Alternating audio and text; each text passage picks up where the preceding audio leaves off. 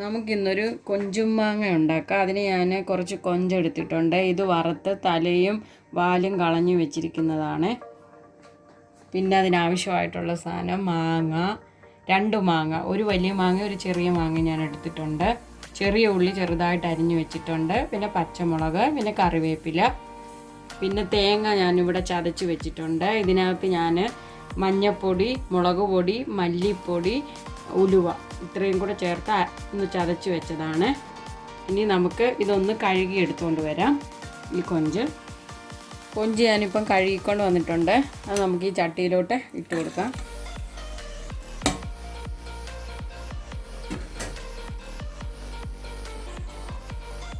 പിന്നെ നമ്മൾ അരച്ച് വെച്ചിരിക്കുന്ന തേങ്ങയുടെ കൂട്ട് അത് ഇതിനകത്തോട്ട് ഇട്ട് കൊടുക്കാം.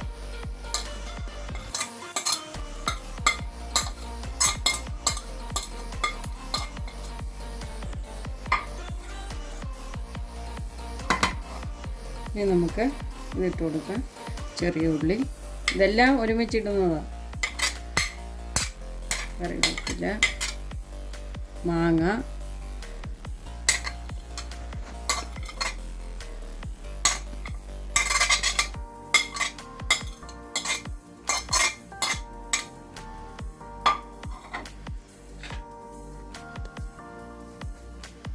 ഇനി നമുക്കിതിനകത്ത് ആവശ്യത്തിന് ഉപ്പിട്ട് കൊടുക്കണം. ഉണക്കക്കൊഞ്ച് ആയതുകൊണ്ട് അതിനനുസരിച്ച് ഉപ്പ് ആവശ്യമുള്ളൂ. ഇനി ഇതെല്ലാം കൂടെ നന്നായിട്ട് യോജിപ്പിക്കണം. കൈയും കൊണ്ട് നന്നായിട്ട് മിക്സ് ചെയ്യുന്നതാണ് ഏറ്റവും നല്ലത്. നന്നായിട്ട് ഞെരടി പിടിപ്പിക്കുന്നത്.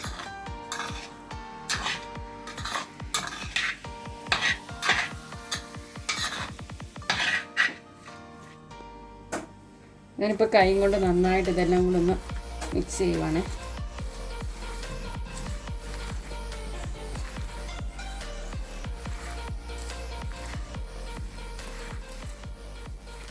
ഞാൻ നന്നായിട്ട് ഞെരടി വെച്ചിട്ടുണ്ട്. ഇതിനകത്തോട്ട് ഞാനിപ്പോൾ 1 സ്പൂൺ വെളിച്ചെണ്ണ ഒഴിക്കുന്നു.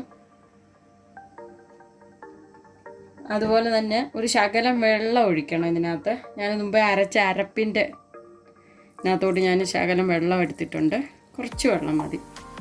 അതും കൂടെ ഒഴിച്ച് നന്നായിട്ട് മിക്സ് ചെയ്ത് അടുപ്പത്ത് വെക്കാം.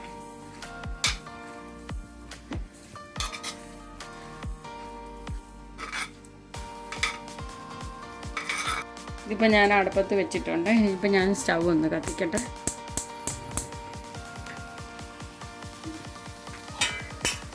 ഇനി ഇത് ഇവിടെ നിന്ന് വേവട്ടെ.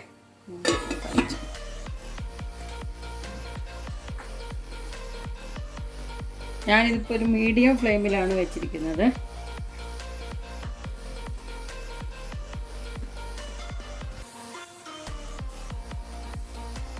ഇടയ്ക്ക് നമുക്കിതൊന്ന് തുറന്ന് നോക്കാം. നമ്മൾ കുറച്ച് വെള്ളമല്ലേ ഒഴിച്ചിട്ടുള്ളൂ. നല്ലതായിട്ട് തിളയ്ക്കുന്നുണ്ട്. നമുക്കിതൊന്ന് ഇളക്കി നോക്കാം.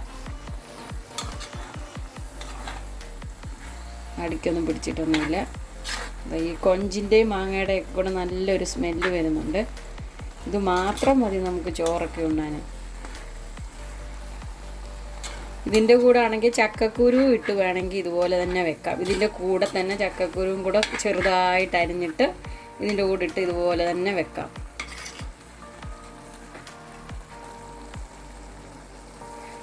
ഇതിപ്പോൾ ഒരു 10 മിനിറ്റ് ആയിട്ടുണ്ട്. ഇനി ഒരു 2-3 മിനിറ്റും കൂടെ ഒന്നിരിക്കട്ടെ.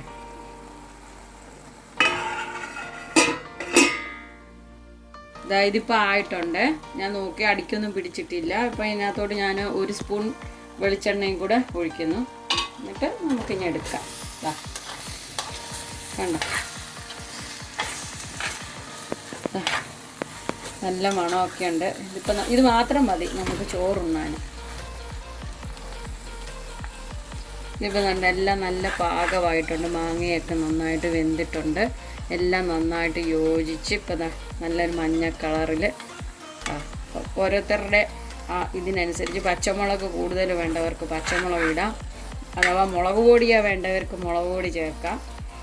ഞങ്ങളുടെ കൊഞ്ചുമാങ്ങ അങ്ങനെ ഇവിടെ റെഡി ആയിട്ടുണ്ട്.